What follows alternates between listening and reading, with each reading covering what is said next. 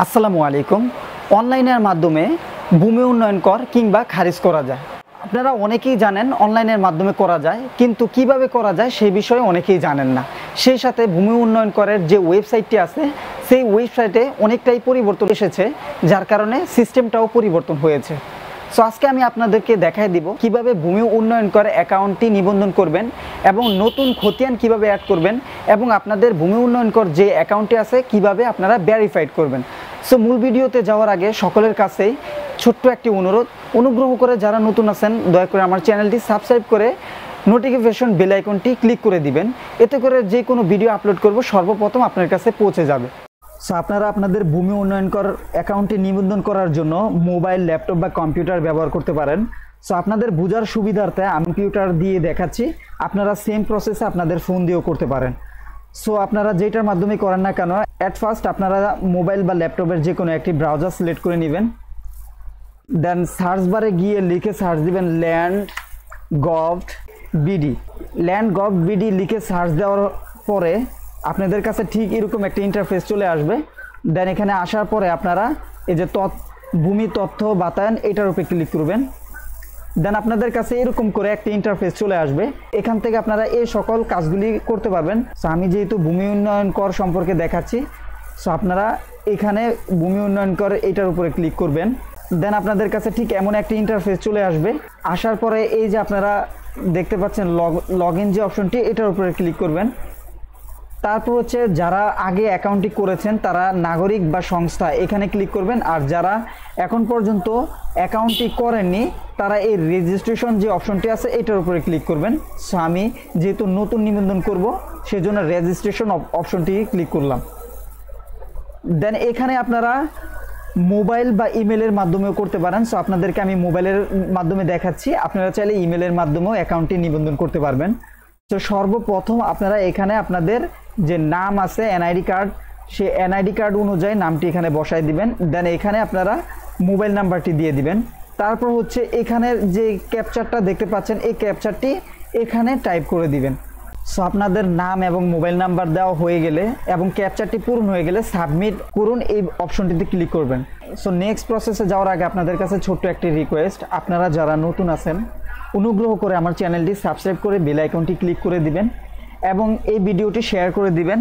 অনুগ্রহ করে ভিডিওটি কেমন হয়েছে সেই বিষয়ে একটি মতামত করে দিবেন, এতে করে ফেসবুক কিংবা ইউটিউবের রোবট বুঝতে পারে যে আমাদের ভিডিওটা আপনাদের পছন্দ হয়েছে। সো আমি তারপর সাবমিট বাটনটি ক্লিক করে দিলাম। একটু সময় নেবে এবং আপনাদের ফোনে একটি ওটিপি কোড যে চলে যাবে, সেই ওটিপি কোডটি অবশ্যই 1 মিনিটের ভিতরে এখানে প্রদর্শন করতে হবে। সো আমি এখানে ওটিপি কোডটি দিচ্ছি। সো আপনাদের ওটিপি কোডটি আসার পর আপনারা সাবমিট করুন এখানে ক্লিক করে দিবেন। তারপর হচ্ছে এই যে এখানে আপনাদের পাসওয়ার্ড দিয়ে দিতে হবে।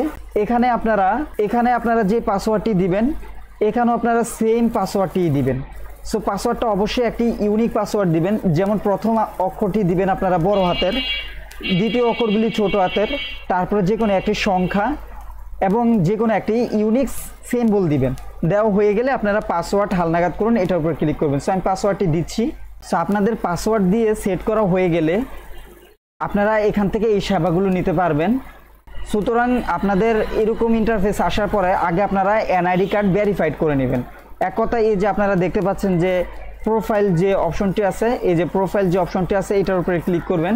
ক্লিক করা হয়ে গেলে এই যে দেখেন এখানে লেখা আছে নন ভেরিফাইড অ্যাকাউন্ট, মানে আপনার অ্যাকাউন্টটি এখনও ভেরিফাইড হয়নি, এই জন্য আপনাকে অ্যাকাউন্টটি আগে ভেরিফাইড করে নিতে হবে ভূমি উন্নয়ন কর পরিশোধ করার জন্য। সো আমি অ্যাকাউন্টটি ভেরিফাইড করছি। এই যে এখানে দেখতে পাচ্ছেন জাতীয় পরিচয়পত্র যাচাই করুন যে অপশনটি আছে এটার উপরে ক্লিক করে দিবেন। সো আমি এটার উপরে ক্লিক করে দিচ্ছি। তারপরে এই যে এখানে আপনারা অ্যাট ফার্স্ট যে জাতীয় পরিচয়পত্র দিয়ে আপনারা ভূমি উন্নয়ন কর দিতে চাচ্ছেন সে জাতীয় পরিচয়পত্রের নাম্বারটা এখানে বসাইবেন ইংরেজিতে। দেন এখানে আপনাদের জাতীয় পরিচয়পত্র অনুযায়ী জন্মদিনটা বসাবেন এবং জন্ম মাসটা বসাবেন। দেন আপনাদের জন্ম বছরটা মানে সালটা এখানে বসায় দিবেন। সো আপনাদের জাতীয় পরিচয়পত্র নাম্বার, জন্ম তারিখ সব কিছু দেওয়া হয়ে গেলে এই যে এখানে দেখতে পাচ্ছেন যাচাই করুন যে অপশনটি আছে এটার উপরে ক্লিক করবেন। দেন আপনাদের এখানে আপনাদের নাম লিখতে হবে, যেমন এই যে এখানে চলে আসছে আপনাদের নাম এবং আপনার পিতার নাম, দেন আপনাদের মাতার নাম এখানে লেখা আছে। সো এইখানে আবার লিখতে হবে আপনার নাম এবং আপনার পিতার নাম এবং আপনার মাতার নাম, সব কিছুই এখানে লিখে দিতে হবে আবার। সো আমি আবারও লিখে দিচ্ছি। সো আপনারা মনে রাখবেন এখানে পিতার নাম এবং মাতার নাম বাংলায় লিখতে হবে এবং যার আইডি কার্ড তার নাম ইংলিশে লিখতে হবে। সো লেখা হয়ে গেলে আপনারা এখানে যে যাচাই করুন অপশনটি আছে এই অপশনটি ক্লিক করে দিবেন। একটু সময় নেবে এবং এই যে দেখেন আপনাদের জাতীয় পরিচয়পত্র দ্বারা ভেরিফাইডকৃত অ্যাকাউন্ট, তার মানে আপনাদের যে অ্যাকাউন্টটি আছে সেই অ্যাকাউন্টটি ভেরিফাইড করা হয়ে গেছে। সো আপনারা এখন চাইলে আপনাদের ভূমি উন্নয়ন কর যে অপশনটি আছে সেই অপশনটি ক্লিক করবেন। তো দেখতে পাচ্ছেন এখানে আপনাদের যে অ্যাকাউন্টটি আছে সেই অ্যাকাউন্টটি সংস্ক্রিয় অ্যাকাউন্ট হয়ে গেছে। সো আপনারা এখান থেকে প্রথম আপনাদের খতিয়ান অ্যাড করবেন কিভাবে। সো আমি এই প্রসেসটা আপনাদের দেখাই দিচ্ছি আপনারা কিভাবে খতিয়ানটি অ্যাড করবেন। এই যে খতিয়ান যে অপশনটি আছে এটার উপরে ক্লিক করবেন।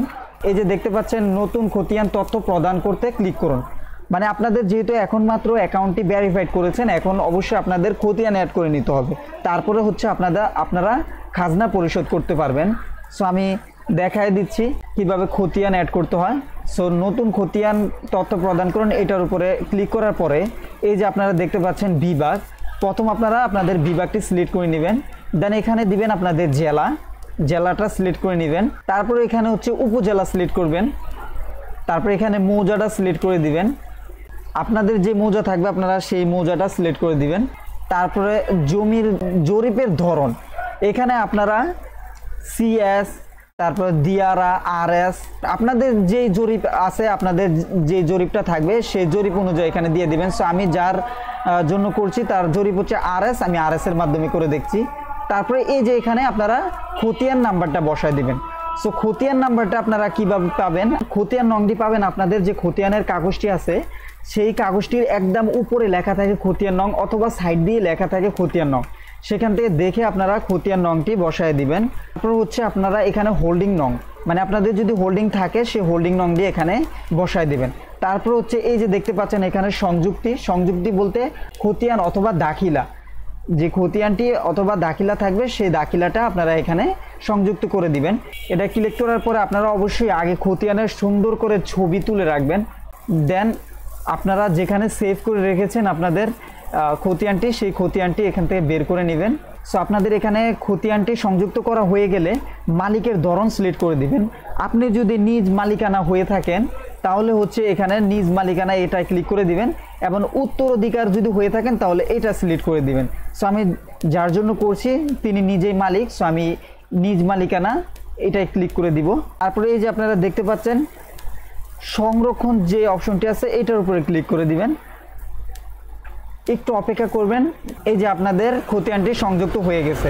এই যে এটা অপেক্ষামান অবস্থায় আছে বর্তমানে, এই যে অপেক্ষামান অবস্থায় আছে 72 থেকে 48 ঘন্টা সময় নেয় তারা। আপনাদের কাগজটা যাচাই বাছাই করার পরে এখানে অপেক্ষামান স্ট্যাটাসটি চলে যাবে। সো আপনাদের যদি কিভাবে খাজনা পরিশোধ করতে হয় এই বিষয়ে ভিডিও লাগে আমাকে কমেন্টের মাধ্যমে জানাবেন। আমি আপনাদের জন্য লাইভ প্রুফ কিভাবে খাজনা দিতে হয় সে বিষয়ে একটি ভিডিও নিয়ে আসব। সো আজকের ভিডিওটি আশা করি আপনাদের ভালো লেগেছে। তারপরেও যদি কোথাও বুঝতে আপনাদের প্রবলেম হয় আমাকে অবশ্যই কমেন্টের মাধ্যমে অথবা হোয়াটসঅ্যাপে SMS করবেন। আমি আপনাদের সমস্যার সমাধান করার সর্বোচ্চ চেষ্টা করব ইনশাআল্লাহ। সো সকলেই ভালো থাকবেন, সুস্থ থাকবেন। আল্লাহ হাফেজ।